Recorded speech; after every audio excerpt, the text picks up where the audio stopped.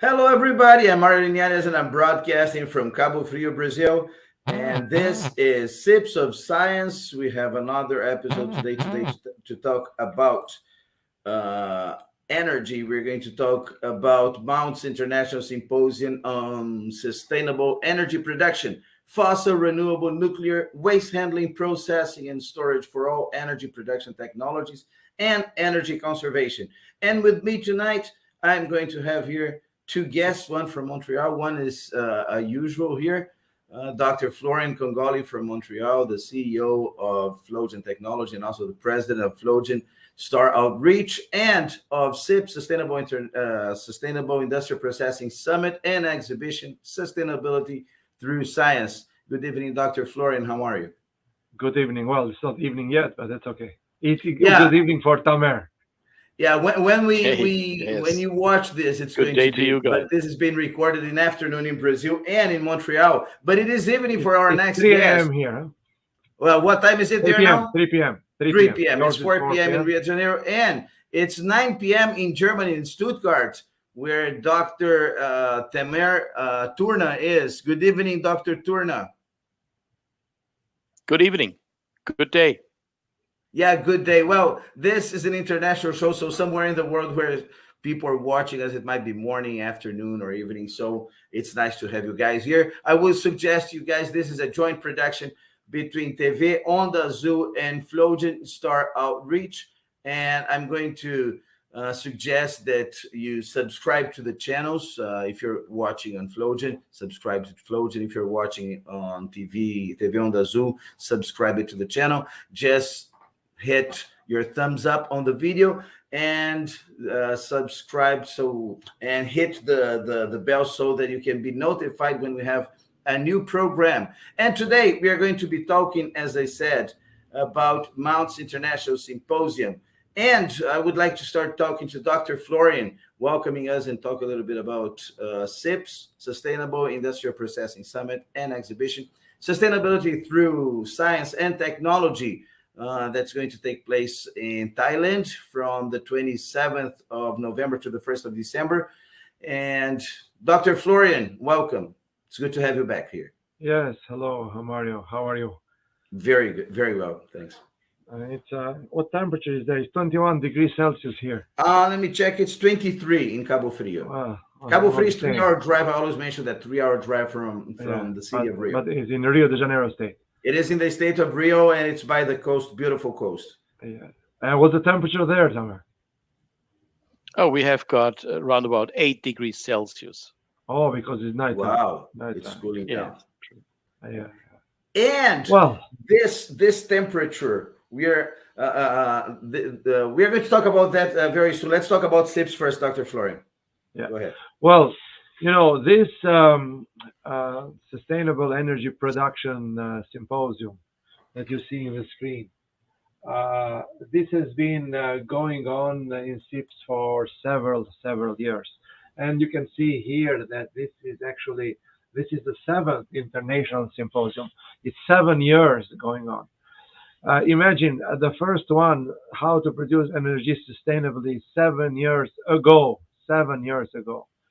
And 7 years forward today, we are at a situation where the energy is a maker or breaker of everything.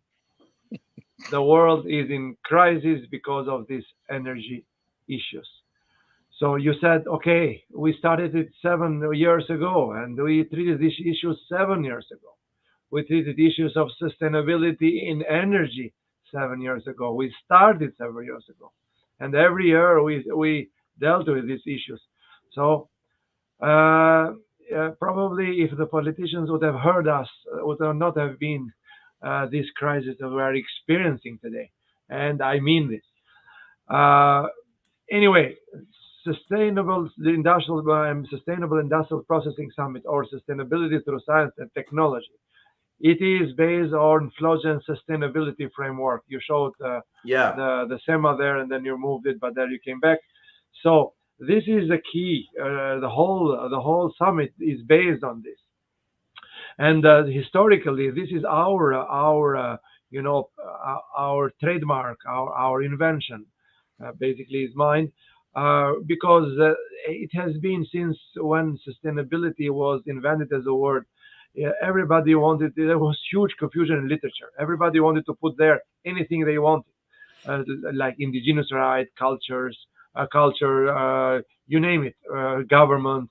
So everybody was putting in this box, in the anonymous box called sustainable development, everything.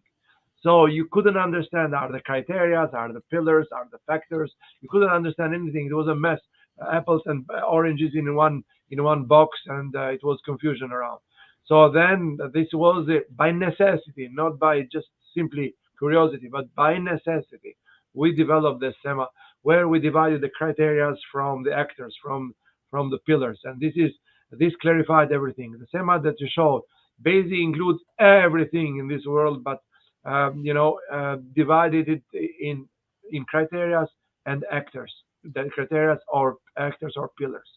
So the criteria are, if you can show the SEMA, are environmental protection. It's one. Social development and economic growth.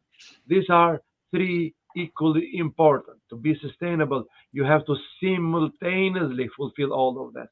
Simultaneously, all of that. If you forget one, you are not sustainable. So if you deal only with environmental protection and you forget economic development, or you forget the quality of life of human beings, then you are not sustainable. If you do only economic growth but forget environmental protection, then you are not sustainable. So, or if you are saying, okay, let's deal only with environmental protection, but who cares about the quality of life of human being? You are not sustainable. If you forget economic development, you create the issues in the world like unemployment, that you cannot manage it. So at the end of the day, it will go to the detriment of the environment. So they are closely related. To be sustainable anyway, you have to fulfill them all. You hear even in political classes, various countries today, the terms or in different presentations, environmental sustainability is wrong. That shows the confusion. Sustainability is one. Environmental protection is one of the criteria of sustainability. There is no such a environmental sustainability. You hear politicians say, okay, we are for sustainable development, to create good jobs, to create to protect the environment. All this falls in this SEMA, but the way it is said, it is confusing for people. So these are the criteria. To reach those criteria, there are some actors that can help or hinder achieving the criteria. So there are people or organization or method that can hinder achieving these three goals or can help them. These are the three main actors according to us. That's why we divided actors from the criteria. The actors or pillars are science and development, science and technology, government and management, and education and civil society. Three pillars are equally important. There's a table of three pillars. One pillar goes down, the whole structure goes down. And where the energy falls, we're speaking about energy to come to the subject of what we're speaking about. So first of all, it seems like energy is just a governance issue, which it is. But if we do not have solutions, we can speak all day. All people in Congress, in Parliament, in Senate can speak all day long. And they can say, okay, the only thing they can do, they can say, okay, switch the light off after 8 o'clock to save energy. Other than that, they have no power if the science is not there. Science and technology offers us solutions. So if we forget the main pillar, we can speak all time, every day, and we are just making just lip services to the concepts. So the governance is also important, but it needs a solution. It needs various solutions and needs to help with science, to help with money, the science and technology to find the solution. And then management in an industrial company, you have to manage it properly. It's very important. So everything falls on that. But on the other side, you need the education to educate young people with science and technology to offer solutions. So, and this is so applicable today in this energy crisis, And Tamer here that He's a specialist. All his life is energy. He is kind of the king of energy guy. He has dealt with all type of energies, from the fossils one to the renewable one to the transitions, and we know each other for a long time. And uh, he has dealt with mainly, through governance first, so management of of energy companies. So he has been CEO of several energy companies, or now he's vice president of another energy company. So he falls in one of the major criteria: governance and management. Management, not governance in politics side, but in the management of the industrial companies, but also is related. But at the same time, it's technologies. He's very, very, knowledgeable of technologies, and we have been working together for technologies that say new technologies save energy, are green, save energy. Saving energy, by the way, it's a sustainable path. So it could be new renewable energy, or it could be existing energy and have a sustainable path. And so this is that's why Tamer is co-chair of Mauntz International Symposium, which we dedicated to Professor Mauntz. He's a CEO of another company. We have two CEOs here, and his company is directly and indirectly dealing with energy. He has a technology that saves energy a lot in different processes. As you see here, it is on sustainable energy production, and Tamer I can say is the main co-chair here. And the subject being covered are various different energies. So you have you have the subject one by one here. What's the difference here? The difference is that we have all energies together. If we don't have and compare all energies, renewable, fossil fuel, intermediate, the solar, wind, uh, normally other conferences are okay, wind, solar, a wind conference, and they come together, they speak about wind. There are some other conference about solar energy. They speak about solar energy, but there is no conference like us where all energies are there. And if you don't have all energies in one roof, you are isolating yourself, and you are in terms of the managing the business and managing the government. Uh, you have to know all these technologies. If you don't know them, this is where we are. We have all the technologies here. So that's for my part to make the background, and now I leave it up to you and Tamer to go more in detail. I just Yeah, did the framework. and ahead during this program, I would like to talk about uh, this approach on the sciences and technologies and innovations, and even humanities that are together in SIPS. But I would like to welcome uh, uh, Dr. Tamer Turna, and that's how I pronounce Turna, right? Correct. Turna. Yes, true. Yeah. Yeah, Tamer Turna, and one of, as you said, one of the greatest specialists in energy. When we talk about energy, you can say that he's one of the most relevant opinions about energy, because he has an MSc and a PhD in this area, and he's the vice president of Karadeniz Holding AS, and He which was. the world's largest floating type power plants and LNG terminals fleet owner and operator. And he's been on the board as CEO and board member of companies like, correct me if I'm wrong with the pronunciation, I'm sorry, but Stromer Zegung, Caterpillar Power Ventures, Borussian Systems, Eon Energy Projects. I mean, it's a big list. The full biography is going to be is listed here on the description of the show. But an amazing biography. It's really outstanding, and I would like to welcome and thank you very much for being here tonight and talking to us about this fundamental issue nowadays, these fundamental subjects. And we've just come out from the world's biggest crisis in terms of sanitary in sanitary aspects in the last 100 years, and now we might be going to the biggest energy crisis We in are many already. decades. So We it's are a already. pleasure having you here. and to be able to listen to your opinion, Doctor. Welcome.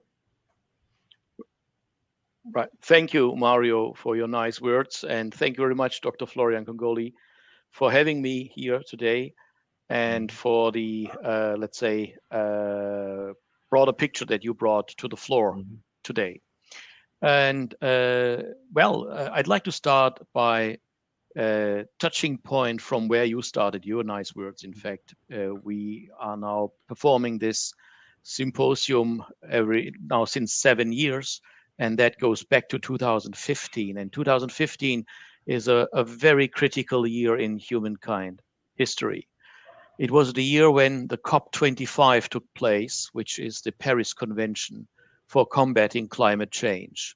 In fact, climate change, that means temperature rise. And the idea of that COP25 accords was to limit by the end of the century, that means 2100, so within the next 68 years, to keep the temperature with a maximum rise of 1.5 degrees Celsius. But unfortunately, bad news comes first. We will not make it. We are having already a much higher incline in the temperature, and we will not make it. So taking precautions and bringing in new technologies has become vital to keep our planet alive in the shape, in the type of let's say living that we are used to in moderate temperatures, at least on an average basis. And because of that, I would like to share with you my latest news. I have joined now Bloom Energy, which is an American company, as their senior advisor for the German-speaking countries, and that's why I'm back in my hometown where I was born in Stuttgart, located here, and we are now progressing the product of hydrogen production via electrolyzers and also the fuel cell technology, which is at the moment the highest electricity and heat generation technology available in the world.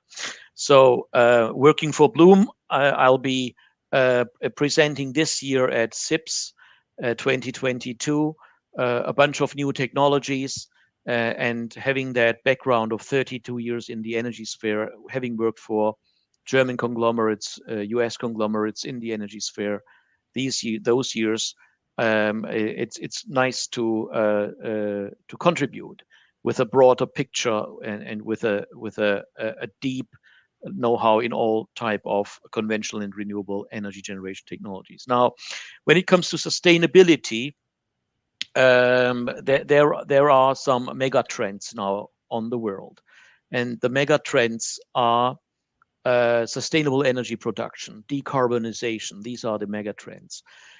And so that means that Europe and the United States and most of the United Nations registered countries are targeting to reduce their carbon combustion, carbon utilization technologies. That means less coal production, less coal-based power production, and even less natural gas-based power production. And the target is in many European countries to switch totally over to hydrogen utilization.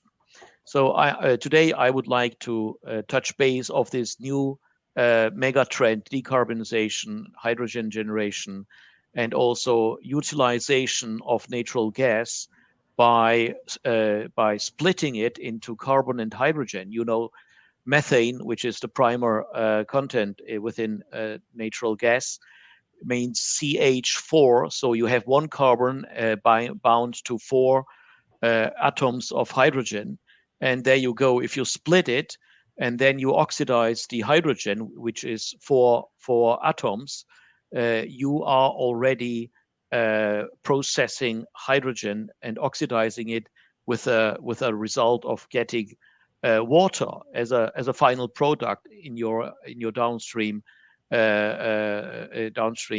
exhaust, let's say, line of your process. So the fuel cell technology is an and that's when I now would like to kind of get into some technologies that take part in the decarbonization sphere. Fuel cell technologies are at the moment the highest efficient ways of processing carbon-based or hydrogen-based gaseous fuels. So if we take as an example natural gas, the solid oxide high temperature fuel cell technology can generate, as per ASME metering standards, electricity with an efficiency of 65%. Now, if we compare this with gas turbines, the highest efficient ones, simple cycle, are somewhere in the ballpark of 35% only. If we compare this with simple cycle gas engines, reciprocating type engines, natural gas fueled as an example, the efficiency lies somewhere around 45%. So the fuel cell processing technology is just a brilliant case to generate electricity. And the beauty, especially in the solid oxide fuel cell, and here I have to also name my company, Bloom Energy. The beauty is that the entire wasted energy left behind after having a very high efficiency based electricity production is all in the exhaust air. And I didn't say exhaust gas, as you see. I did say exhaust air. And the reason is simple. In the fuel cell processing, you do not have emissions in the forms that you would have with gas turbines and gas engines. You have water as an outcome of the process, and you have a little bit amount of CO2 as an outcome because of the high electrical efficiency, and no NOx, no unburned carbons, no VOCs. And guess what? You don't even need a chimney because the exhaust air is judged as an outcome of the machine that you could just simply release into the environment without any additional processing. But what we have done in addition to this is, because CO2 is a very valuable material, you use it in the food and beverage sector, you can segregate it, you can recover it from the exhaust air. And thanks to that there is no other, let's say, emissions and dirt in that exhaust air, the amount of efficiency in segregating CO2 is also very, very high. So fuel cell, that's the future. The future is already today. Bloom has 700 megawatt and plus references globally, 15,000 modules, 6 million cells, and they are all 7/24 monitored. So the information flow is brilliant. And the nice thing is about this company that the founder is a NASA scientist. Dr. K.R. Shridhar did invent this fuel cell technology within his task to generate a power generation technology for the Mars mission. And after certain years, and 10 years ago, he then made a spin-off of this NASA technology and established this US headquartered, San Jose, California headquartered company. And it's stock listed and this and that. So a beautiful endeavor that we are now jointly taking and to kind of extend our footprint globally and take our part in the decarbonization of the energy generation on Earth. And with this, I would like to give you the word back, and then we can come to all the other topics, of course. I'm impressed because, well, as I said, this is probably the subject of the moment in the world. Yes, the issue that is amongst the most important right after the pandemic because of the crisis, the war between Russia and Ukraine, and the possibility that Europe has a very long winter. Yes. And when we started, you said that the temperature was 8 degrees in Stuttgart. Yes. And I was thinking it might be harsh this winter. How can we manage that? Well, Well, I'm in Cabo Well, Frio, Brazil. yes, I mean, of course. we've just come out from the winter. Well, Plus how love. you manage it? So they said only government will decide. After 10 p.m., no lights, no No heat. lights. Yeah, So this is this- how can the government can decide Mhm. without technology. That's the only thing they can do. Exactly. Right. But Well, one How thing to that save I energy? Close the light, close the heating, and this is only the power of the government when they forget the main point, the technology exactly. that Tamer mentioned. So if they would have, brought more money and incentive to develop this kind of technology, Uh-huh. we would not have been here at this crisis today. I mentioned if they would have heard us 7 years ago, we had the same subject. We would not have been here. Dr. Sure, Florian, sure. Dr. Kongoli, as you know, the greatest inventions have always made disruptive inventions were made under candlelight. So I'm very optimistic on this matter. So even if the lights turn off, this will be a challenge, and challenge brings struggle, and struggle brings motivation, and we make it again. So no need to be pessimistic. No, not it's pessimistic. very No. an It's optimistic not. I'm not view pessimistic. of This that. is humoristic. Yes, I know. Because they should have heard us and should have put more money in new technology. The point is that there are too less engineers in the governments. There are too many, lawyers and this and that, and but we need engineers. That's the point. And scientists. Exactly. Has been And Dr. always Florian, my one thing that presentation caught my eye was that Dr. Turna said that this technology that he's now developing came from NASA. Yes, you said that's like a spin-off. You use this term, and I find it very interesting. A spin-off from aerospace industry, because Dr. Florian usually mentions that SIPS, if you were to send a man to Mars or to another planet and start a colony there, you would have all the elements that make it possible, that enable it on SIPS, right, Dr. Florian? Yeah. And this is a proof how everything is connected, energy and aerospace industry. Sorry, if you want to go, we don't think that way, but if you want to go send an astronaut, you have to think about, minerals, and processing, analysis, extraction, refining, processing, new technologies, nanomaterials, nanotechnologies, advanced materials, intelligent materials, technologies in medicine, because you have to take care of for the health of the astronauts. You have to take care of legal aspects. You have to take it, you name it. And this is SIPS. All these fields are a specific symposium at SIPS. So it's a 360 degrees, and this is an astronaut on Earth, SIPS in kind of. So you have it all this subject there, but all these are linked together, the glue that makes them together. And so this is unique in the world, by the way. But what brings them together is sustainability. So the middle is the spine, and the others are all the vertebrae around the spine. So basically, in order to send the astronaut in another planet, but actually this is figuratively, because on Earth we need the same thing. We need everything to be successful, to be sustainable. We need everything. So, and then when are all in one roof, the efficiency and the synergy is so high, so the speed of development increases considerably. So that's SIPS, and that's why so many cooperation between different technologies, different countries, different fields of science are developed in SIPS every year. Now, Dr. Florian, right?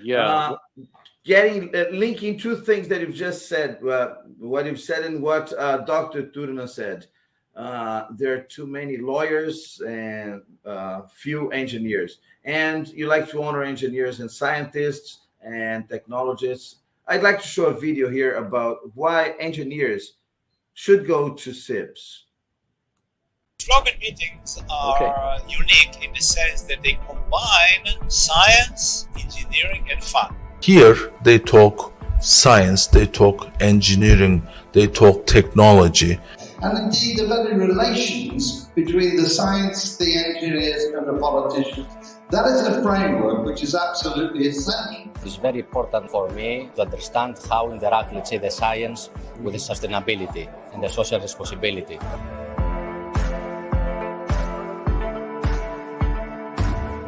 I meet a lot of people, normally not used to meet. It should be nice to actually meet them and have a discussion longer with them. And when you bring people together with different backgrounds and different interests, you create new technology and directions, and that's very important. Been an interesting conference in which we had met and had interesting discussions. We've had some excellent discussions, talk about things that need to happen, things that clients need that we have not done yet. There's some very positive developments going to come from the people that are here working together. It has been very, very useful in establishing very successful collaborations that we have had. This, in my opinion, is very unique.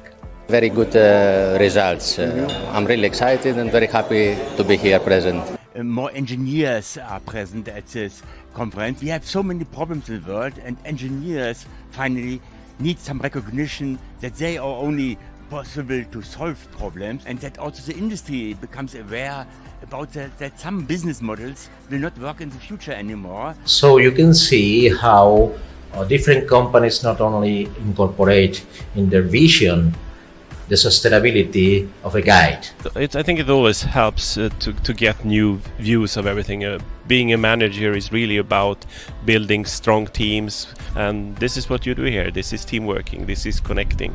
Friendship, the chance you can work together. Wow, wonderful. If it's not, still you'll be able to learn more, the network of the people from different industries. It's this tremendous reward. Summit of this type allows us to expose our effort for other engineers, for criticism, for suggestion, for improvement.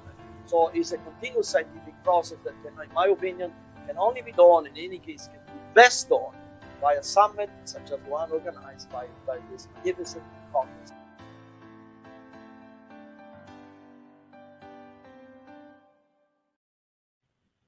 That's it. Sustainable Industrial Processing Summit and Exhibition. Sustainability through Science and Technology from the 27th of November to the 1st of December in Phuket, Thailand. So, Dr. Florian, engineers, science, technology. Yeah, well, Tamer is an engineer. Huh? Yes, Tamer yes. is an engineer. Well, I'm the only non-engineer tonight. Yeah, but what the point I want to make is, engineer is one, and if you make an engineer to manage, the synergy is so great. So you know, it becomes really a success. So the most successful, you know, manager and the directors and leaders and CEOs coming from science and engineering, not too much from science, but better from engineering. So you know, this is the big link. You know, you mentioned only the engineers. So Tamer is an engineer. 3 degrees are engineering. So I am engineering and also in science, but that's 3 degrees also the same. So this is the best combination for me personally. And this is the combination in SIPS. You have both science and engineers together, bring together you. But again, we have executives because Tamer is also an executive. So that's why I mentioned management, pillar of government and management. So when you have executives coming from engineering, it's a strong, it's a recipe of success. And at the end of this program, when we say goodbye to everybody, we're going to play another video about why entrepreneurs, why executives should come to participate. But it's a longer video. I didn't want to play it now, otherwise it would be. But at the end, you're going to have it, and you're going to have both links here at the description. Yeah. Well, it's not too long. It's about it's the same. I think it's the same. Yeah, okay. So, but this is the combination. This is the success. This is the the success recipe for me. You know, when you have an engineering background because you have a science background, You have one pillar of sustainability, and then you are in the management. You could be in the government, but you mentioned in the government there are not too many science engineers, and this has been my my opening of in every single SIP since in the beginning. My opening statement has been only with the statistics. How many science engineers are in the government? And if you take all countries, 2%, 3%, not only government, in the entire, Congress or Parliament or whatever. Well, talking about two, this, we two to the 3%. former Minister of Science and Technology has just been elected. The astronaut has just been elected senator by São Paulo. In terms of statistics, how many statistics? 2%, Wow. 3%. So, well, if it would have been Germany has been an exception with Merkel. So Merkel with Angela Merkel. Well, she's not there anymore, but also she did some. Basically, I like to say this, but it's true. Actually, we cannot escape that. The entire political class of Germany, in terms of energy, failed. And it's surprising. I couldn't understand the others because I don't have science background. But Angela Merkel, as a physicist, I really do not know how she was also in favor of closing down all nuclear reactors. And the failure was exactly here. Closing down nuclear reactors. Why? It's a green energy, by the way. No, the only two things are waste and risk. But the waste of risk is science dealing with. Science can recycle sustainably the waste. Science can make it safer. So based on these two factors, you cannot close a major green energy production. And it's a myopia. Why? Because you are saying, okay, I'm going to close down everything, even nuclear reactors, but I'm going to import natural gas from another country. So if at the end of the day, the bottom line, that like we say in business, you gain nothing in worldwide, because what you consume here in the neighbor country, it's coal, it's coke. So the pollution there will be pollution of the Germany. This is not an isolated, you don't have a border in the air. So from here is Germany, and then the pollution from another country will not come to me. So at the end of the day, the bottom line is the same. Okay, take the risk factor. Okay, I'm closing down all nuclear reactors. Okay, and then what I'm going to do? I'm going to import not only gas from another country or fuel from another country, which the pollution is there, but I'm going to import electricity from France. France is all nuclear reactors. So if something happened in France, you are already gone. You are already dead. Exactly. So now, it is an amazing how an entire political class can fail. Besides one, which is very different in Germany. Besides, the Green Party, which is strange because normally Green Party are against everything. But Reinhard Bütikofer, the head of the Green Party, he was the only one against closing the nuclear reactors. And he warned all the entire political class. They didn't hear him. And it's strange because normally Green Party are in the extreme and they want to close everything. But exactly. Not Reinhard. Reinhard Bütikofer, we spotted the guy. In 2011, we gave him a Frey International Sustainability Award. So we spotted the guy 11 years ago. And this is the guy that warned the entire political class not to close down nuclear reactors. And also he was for a smooth transition from coal also, in order not to, because you have, if you close down everything, are we sustainable now? We are turning back to coal. They want to open again, as Tamer mentioned before, that they want to open again the nuclear reactors. So where is the risk? And where is the waste? So we are bringing back again. So this is totally ignorance of the factor of science and technology plays in these things. So they forgot the technology. Politics it's a funny business, but also it's a pressure business. You need the votes, and then you have to satisfy everybody. But sometimes this is not sustainable. You have to be, and this is where we are today in the major energy energy crisis, which becomes also a political crisis. You have no idea. But that's what I was mentioning. Government without science. What are the tools of the government without science? Switch off the lights after 10 p.m. Switch off the heating after 10 p.m. Tell people if you heat the home more than 21 degrees Celsius, you're going to go to jail. So this is the funny thing that the government can do without science. If there is science, like Tamer said, for example, one of the technologies there, if you would have invested more on that, they would have the solution. We have not been in the crisis today. So Right. this is and we have mentioned all this 7 years ago in our symposium, and the political class didn't hear us, and here we are. Hopefully, this will be when our challenge will be other solution, but solution will never be outside science. Science, technologies offer the solution. Government can select, can improve, can manage, can with incentives, financial incentives, but without solution, without science, only switch off the lights, switch off the heating. So it seems ridiculous, but that's what we are today. That's all. Yeah, at the end of the day, science brings the answers, right, to the questions. Yeah, to the limit. Dr. Turna, do you think, as an executive and as an engineer, as a scientist, you're a PhD also. You have a PhD, so you've gone. You have long years in the academia. Yes. Do you think the leaders of the world take too long to listen to science? Because you've just said we are not going to we are not going to reach the goals for the year 2100. Yeah, so in the next 7 decades we might not reach the goals.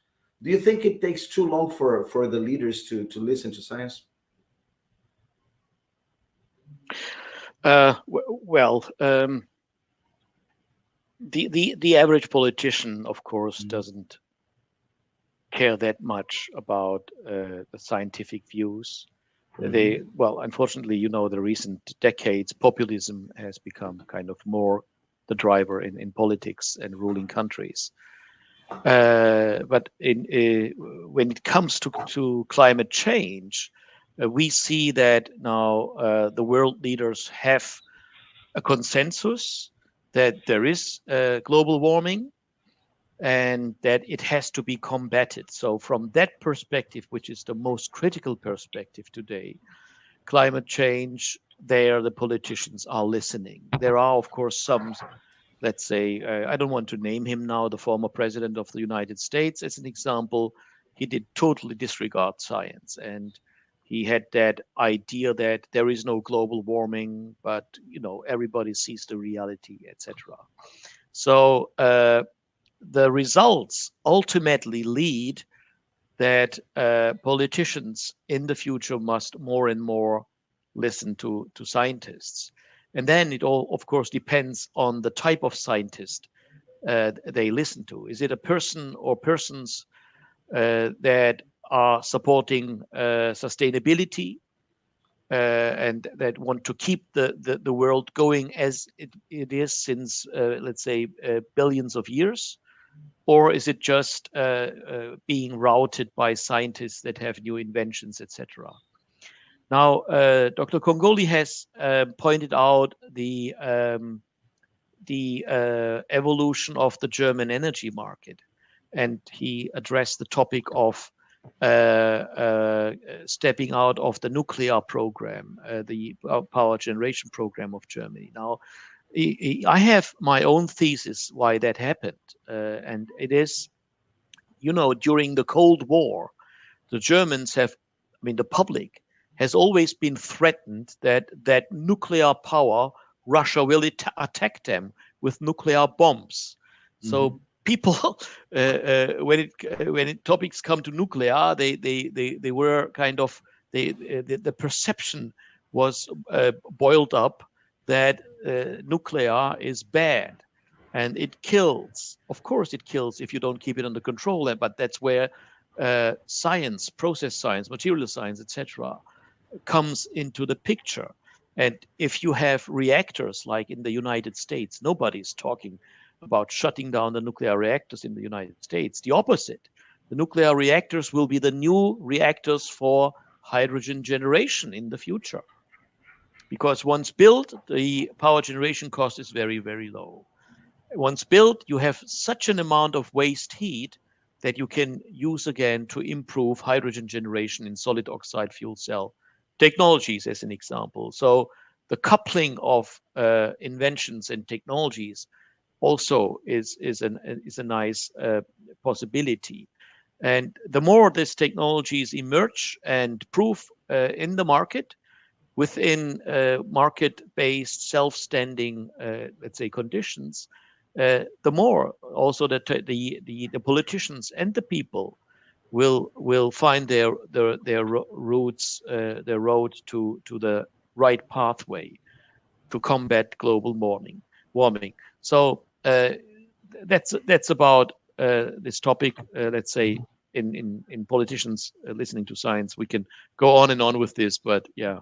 Exactly. I mean, yeah, I mentioned this because SIPS has this characteristic of getting together academia, business, and politicians, isn't it, Dr. And we have a video on that also. But I wanted to follow up a little bit on Tamer's. I don't know if you can get the video. Why politicians participate? You can show also. But to follow what Tamer said, not only listening for us, listening is just one part, to draw conclusions. But they have to, the science is not only to draw conclusions, not diagnostic, not to make a diagnostic of the problem. That's fine. Science should be a diagnostic tool, but it's just only half of the story. For us, science is a solution provider. So it's not enough, to say, okay, I'm listening to the science. Okay, good enough. But that's not good enough. You have to find a solution on science. It's not only managing or finding solution without science. And this is what's happening today. Today, it's very easy. All politicians say, oh, we're going to do a science-based decision. Sometimes it's a lip service. But anyway, let's suppose it's true. But that's not enough, because you have to find solution on science, solution in science and technology. Otherwise, it will be only administrative decisions or political decisions, parliament decisions that are away from science. So basically what happens in Germany, this is exactly what is happening. What happened and is happening. So what did they say? We make science-based solution. Science says that nuclear reactors are risky. And science said that nuclear reactors produce nuclear waste. So we are based on these exactly reasons. Yes. And then we are based on science. But that's correct. You are based on science. And then, okay, up to this point, I take decision not based on science. Up to that point, I take decision, close them down. And the science is forgotten, out of the picture. And this is exactly what happened in Germany.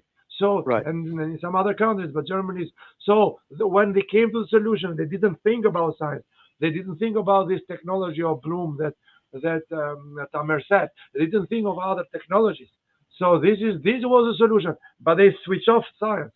But this is only myopia because you see, okay, science says it is risky. Well, sure, it's risky, but science finds a solution for it, make it safe, and sure there is a waste.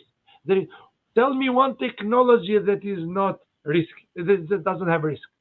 Touch the electricity, you are dead. Does it mean that we have to not use electricity? Yeah, true. Yeah, it's very true. Dr. Turna wanted to make a comment on that. Yeah, please. Right. Well, yes. Now, if we touch again the topic of Germany, Germany has, I think, something around 700,000 square meters of a landmark. So if you have 8 nuclear reactors in such a country, then you have to think of the waste that you would have then to store somewhere over the remaining reaction time, which is 300 years. of the end product, etc., to avoid the nuclear, let's say, spill. Now, of course, countries like the United States and Canada, and Russia, they have huge amounts of space. They have locations where they can spot these wastes. So humanity, especially with smaller sized countries, has failed in collaborating, understanding the need of the other party.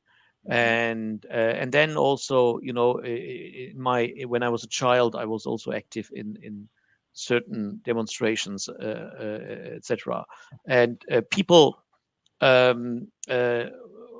were already in the early 80s very much afraid of this nuclear waste. So that topic had to be touched on time, and the storing inland or in a coalition with other countries had to be managed by those politicians of those years. And then what happened?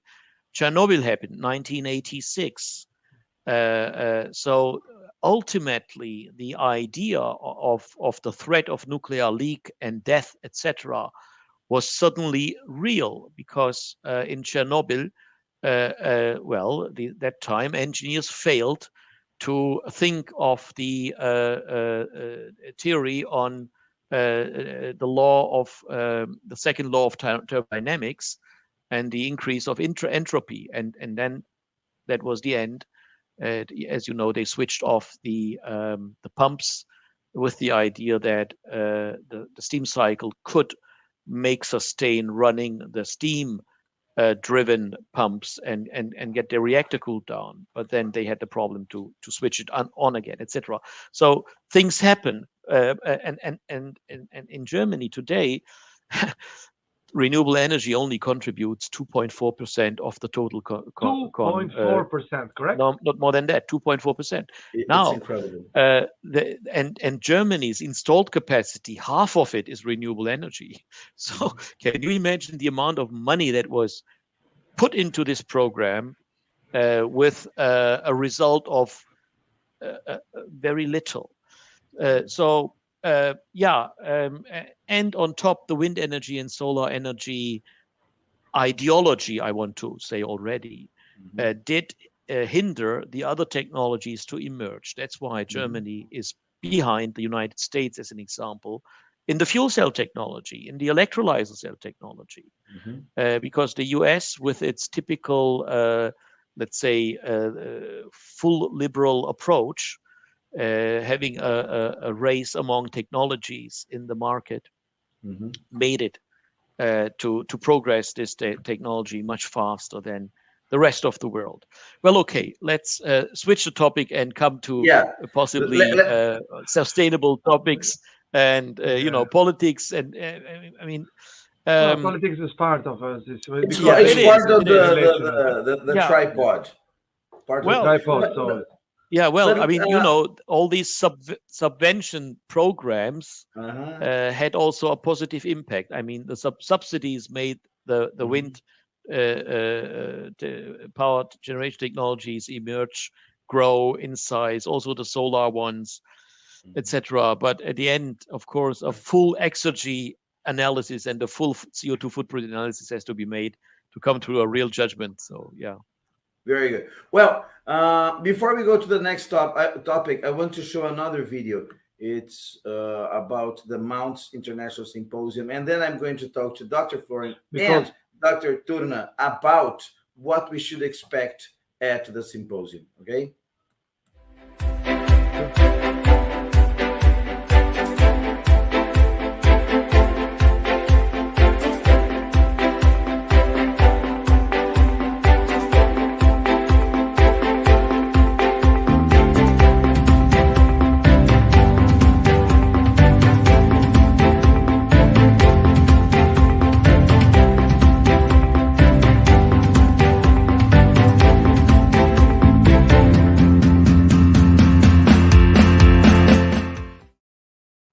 Well, that's it, the Mauntz International Symposium. And let's start with Dr. Turna. What should we expect there, Dr. Turna? What should we expect at the Mauntz International Symposium? Well, the expectation is that, as per the program, the symposium will be touching the most critical topics in the energy sphere, which is sustainability with the top ranking, and all the related technologies that ensure sustainability, be it energy recovery, energy saving, be it improvement in processes, again with the same target of reducing the energy footprint in general. And then it will for sure address the fuel cell technologies in regards of alkaline PEM and solid oxide high temperature. Well, that is on the electricity side. It will address the electrolyzer cell technologies, again, PEM, alkaline, and solid oxide.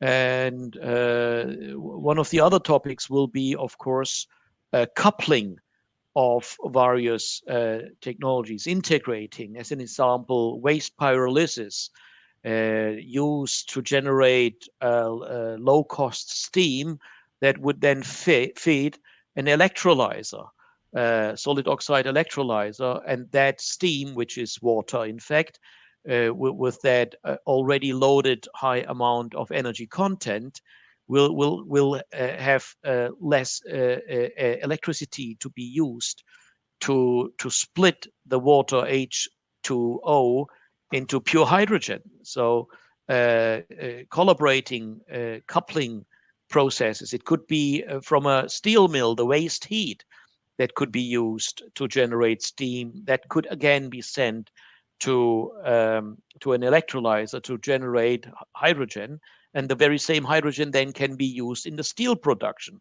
So as you know, steel production mills consume a huge amount of electricity, and the same happens to chromium, copper production, and this and that. So many process related, and Sustainable Industrial Processing Symposium is the name of SIPS. So it's not only touching the energy part of it, but also the process part of it, because the demand, which is the product of a process, produces the demand on energy, which can be electricity, can be heat, it can be chilling.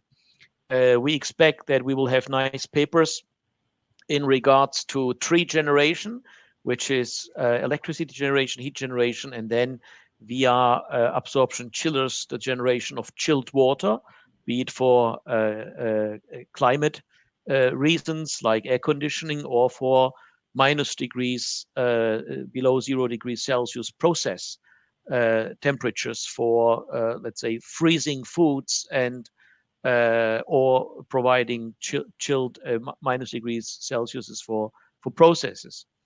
And then, of course, because of the mega trends of decarbonization and hydrogen generation,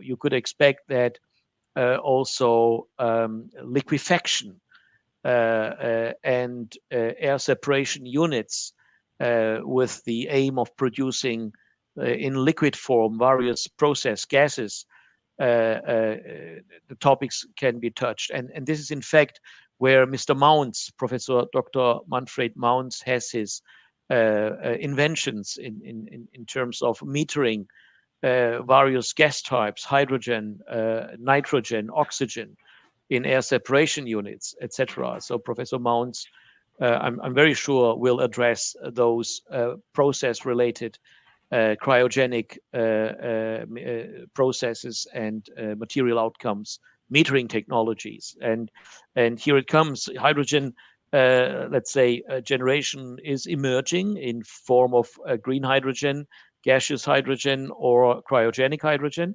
So there is a huge potential also in the metering and measurement technologies, because more and more we have to go into the ppm and even smaller sizes of, let's say, measurements to totally have the right set of information and process it for the correct aim and target that you would let's say, target to produce.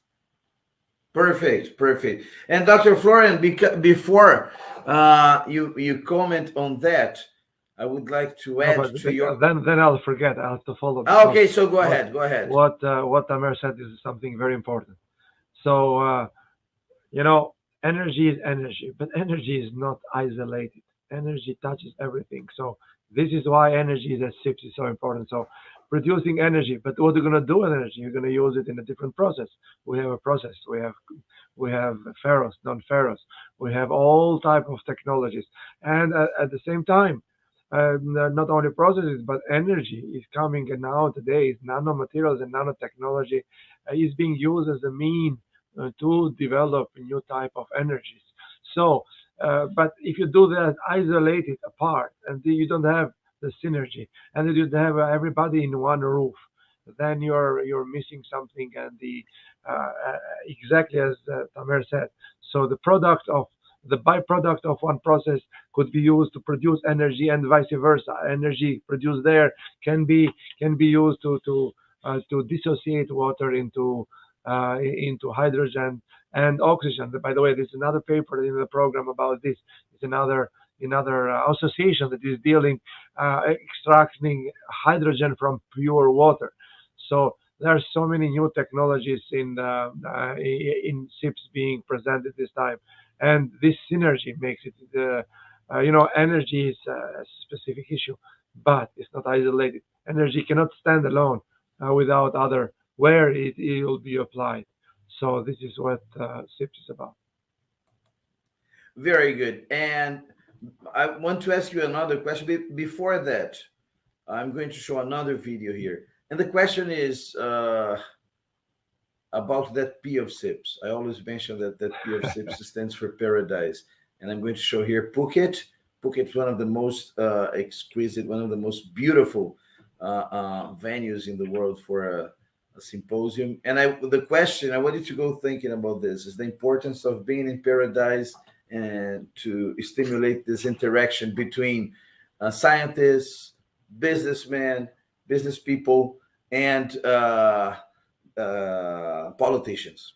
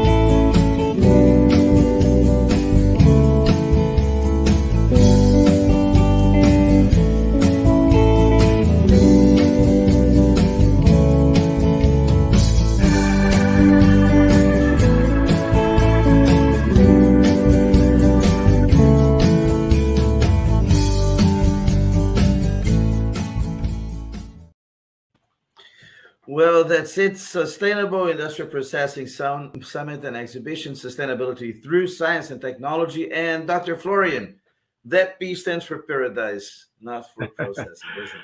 Well, that's your, your. I always say that because your it's true. Definition, but that's true. So this is your invention, your determination. So of the meaning of the P. Yeah, well, that's a long story going back. Still, if we go to the three pillars of sustainability and the three criteria, one of the criteria is quality of human life, quality of human life. And what's happening with that?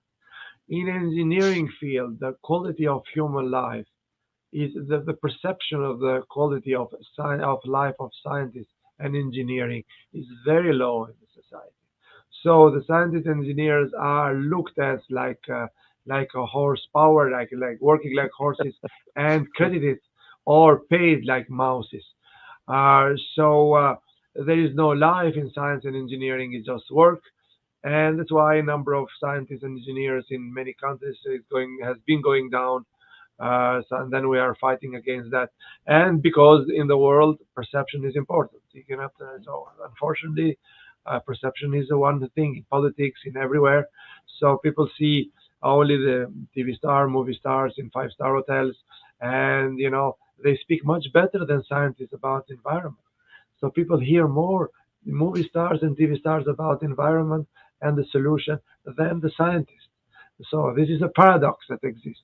So anyway, so this is the people. That's why people have this impression that science is just boring life, but good successes, but boring life.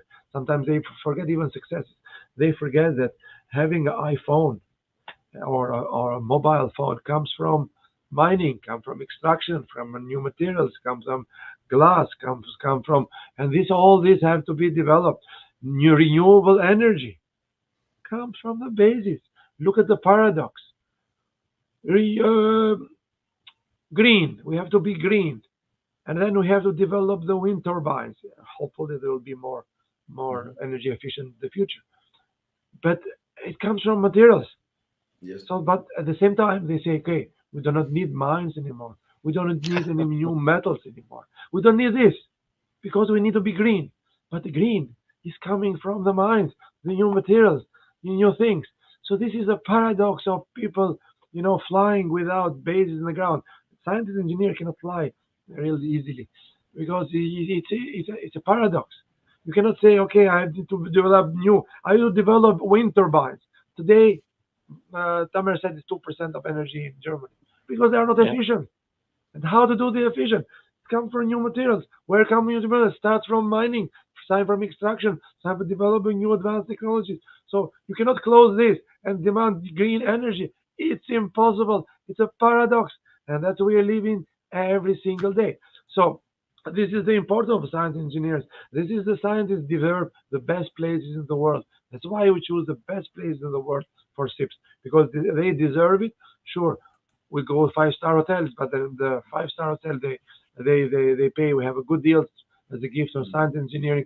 They pay very cheap. We have a very good deal. For example, in Phuket, it's five-star hotel by the beach, and the price is about 110 euros per night, including breakfast, or including all taxes, by the way. So you cannot find it, but we are good on that. All that we have a good team that good deals that people can enjoy, not only from developed countries, but any country in the world they can afford and coming. So this is you go basically in paradise with a very cheap, not cheap, we can say reasonable price for because actually it is cheap, but then sometimes the definition of word cheap is misunderstood. It's not a cheap hotel. Inexpensive. It is inexpensive, exactly. It's an inexpensive, very inexpensive deal within it for that, and also it's a one registration fee that includes everything. You don't need to pay if you don't want to spend by your pocket money. You spend nothing. You have lunch, dinners, entertainment every single night included. That this gives an opportunity to have networking. Not as simple. Everybody speaks about networking.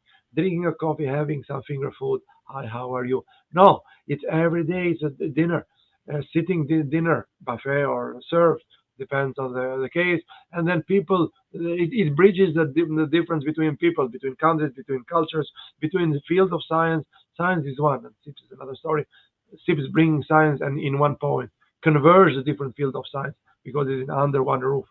So this is the magic of P. When we are in a paradise, and basically we think that we have a good time, but also it is a very intensive time. And when you are in good humor, the new ideas for new development, new ideas, new technologies comes exactly at the same time.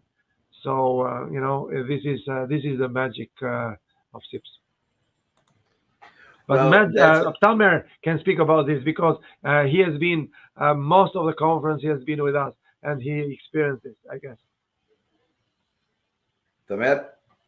Well, yeah, thank you for providing me the possibility to talk. You're totally right. I mean, I joined your conferences in Antalya, in Turkey, in Cancun, in Mexico, in Rio de Janeiro, etc. So great events and nice buffet, of course, and great people.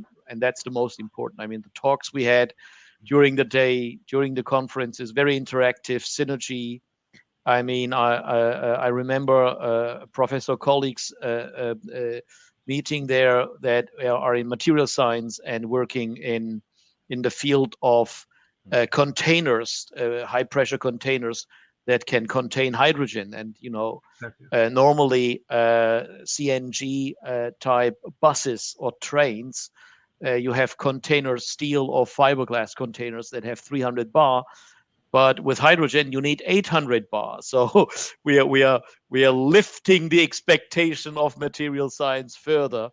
And that great professor was briefing his explorations and his scientific research in how to control during production the material and the molecule setup to make it resistant to high pressures, etc. So these are very interdisciplinary talks that we are having there each time, and it's very amazing to have your whiskey and your cigar and talk about science and technology in a very nice paradisic atmosphere. I like it very much. Thank you.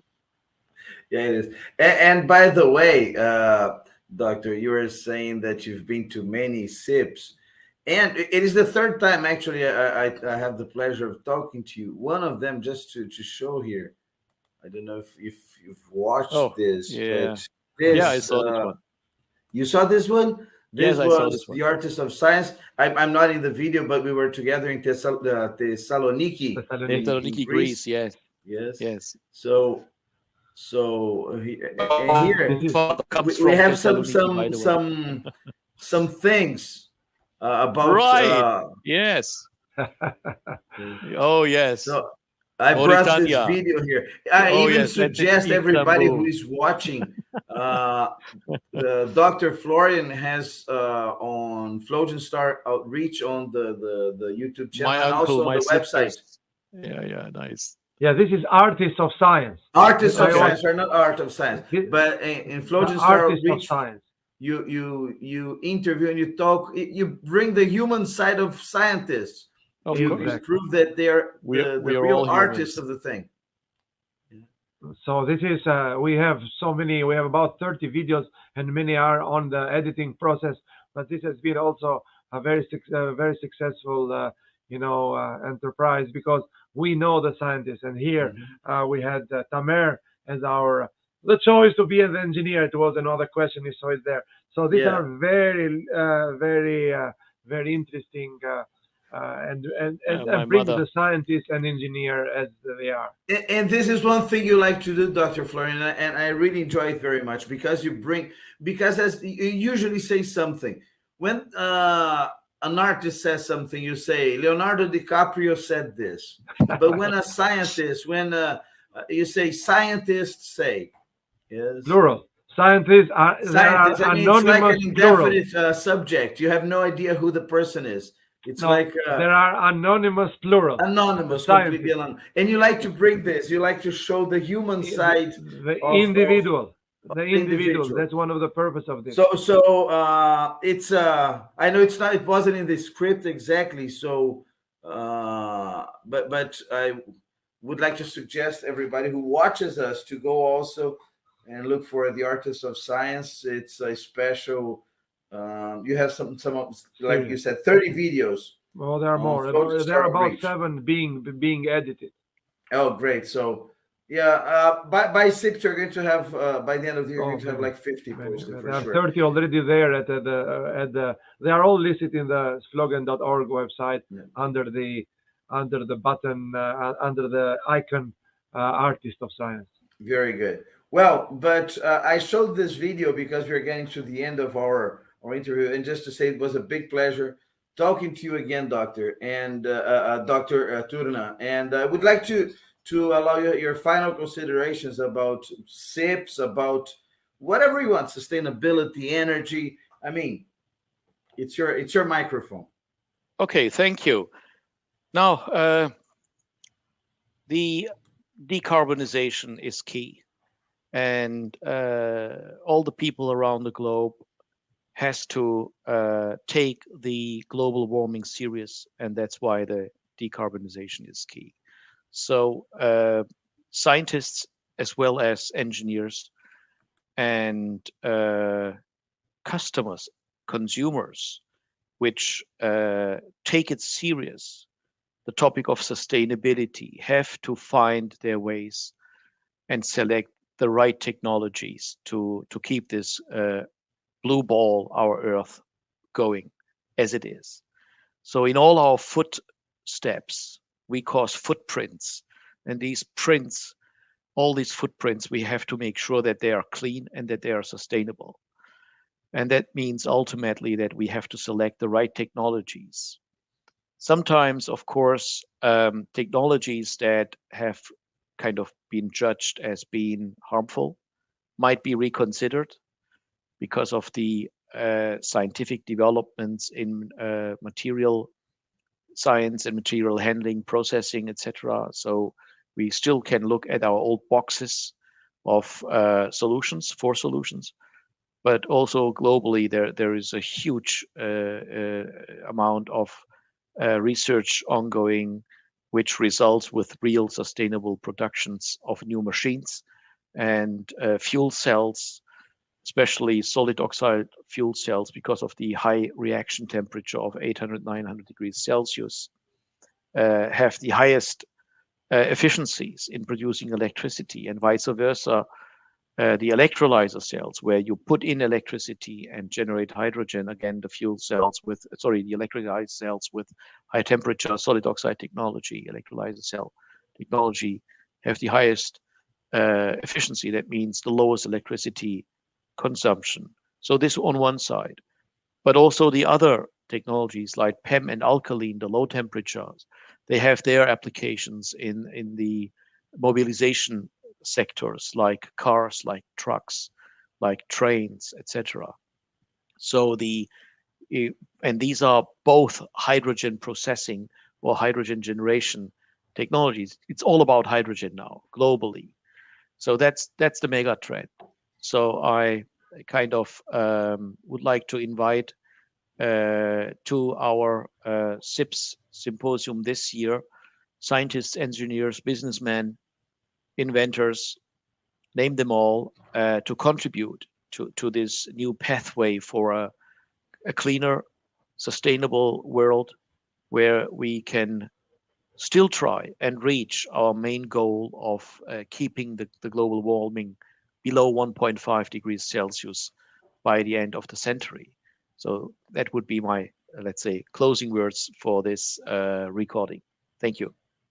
Very good. And Dr. Florian, your final considerations, and I would like you to, if possible, I'd like to ask you, if possible, to include what someone that watches this video and thinks, wow, this is the kind of event I have to be in. What does one have to do to show his work at SIPS? Well, and your final considerations. That's a very good question, because people sometimes feel like, oh, this is a good conference, it's good, but they see it like they do not belong to them. They do not. Sometimes they consider themselves detached. They say, okay, it's good to see, good to, this is a great initiative, but that's good enough for us. But it's not good enough in a general point of view. Everybody has to come to be active and participate. This is important.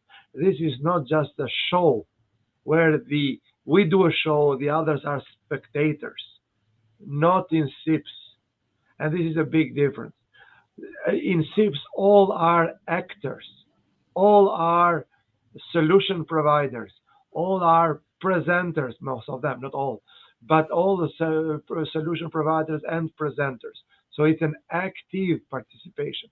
There are some conferences that are more, good, but a different style where 2 or 3 speakers speak, and there are about 100 more people else listen, and that's all.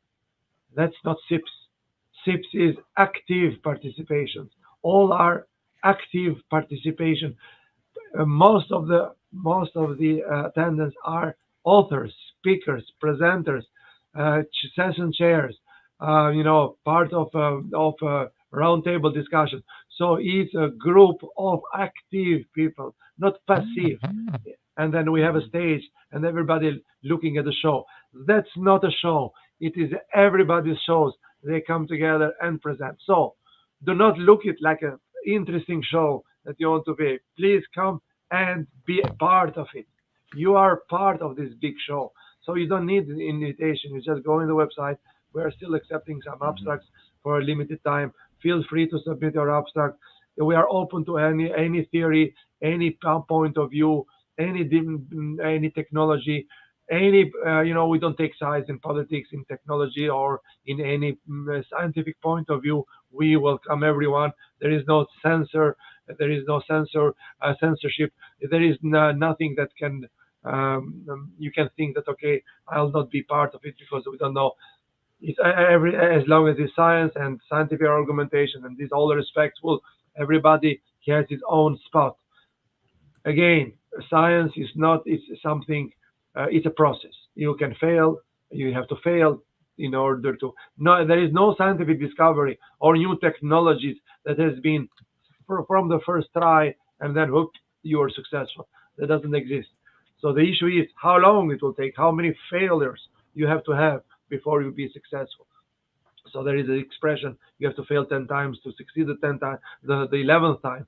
But in SIPS, since you have energy of so many different fields of science, and you have so many in a paradise with a discussion from the Nobel Prize winners to the famous scientists to students from 16 years old to 96 years old. So yeah, it's the chances that this number of fails decreases a lot considerably. So even if you come and present something that you failed to achieve, that's good enough. This is a scientific presentation. So the failure in science is not a shame. You have to fail to win and to succeed. So be part of the show, not a spectator of the show. Mm-hmm. We can send you an invitation if you want. You don't need invitation, but if you need invitation, we can send an invitation. About 500, almost a 500 presentation, going to 600. And from 60 countries we have this time.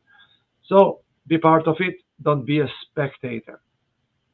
Very good, Dr. Florian. Thank you very much. And I would like to thank everybody who's watching us. I would like to suggest you to subscribe to the channels, both TV Onda Azul and Flogen Star Outreach. You're going to have the links down here. If you're watching one, you can just subscribe to the one you're watching and the other. And just hit the bell that is going to notify you. YouTube is going to notify you whenever we have a new video so that you can follow us, not only with the SIPS of Science, but with other shows also. And leave your comment here, your suggestion for other videos. Yes, who you want to see here from SIPS. Let's talk about science, sustainability, technology. And this is it. We are going to have now, I would like everybody to watch this video about why executives should be at SIPS. I'm Mario Linhares from Cabo Frio, Brazil. It's a pleasure having you here. See you next week. Bye-bye. Flogen meetings are unique in the sense that they combine science, engineering, and fun. Here they talk science, they talk engineering, they talk technology. And indeed the very relations between the science, the engineers and the politicians. That is a framework which is absolutely essential. It's very important for me to understand how interact, let's say, the science with the sustainability and the social responsibility.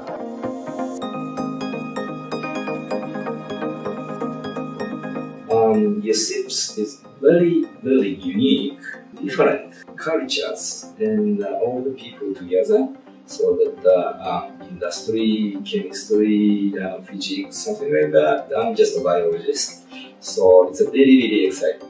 The difference that SIPS provide is that the society here is a wide coverage of scientists, entrepreneurs, businessmen, engineers, and social responsibility related matters. But here you see also mathematicians, biochemists, medical researchers, energy engineers. That is the extra part of the network we need to bring into this hybrid in order to harness the horsepower. Deep work from scientists, the presentation, it's absolutely outstanding. I learned so many things and I still feel like a student. The way people communicate, the way people connect, the way you get new ideas or new views of things is amazing actually. Конференция создана товарищеская и доброжелательная обстановка.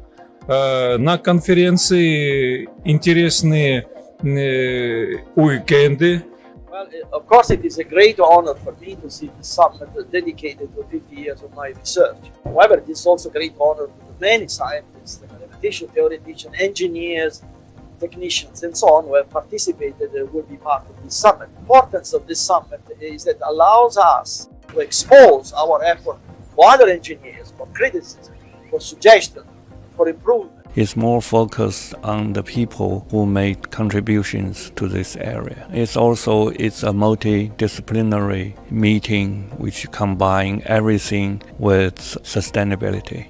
Much better than I had envisioned, been very well organized in terms of having the plenary lectures first, various streams in mineral processing, which was mine. Am I enjoying the conference? Yes, I met some good people, full of experience. There is no stress, no competitors around. It's a pleasure, so I'm relaxing. Thank you. I would say that it couldn't be better.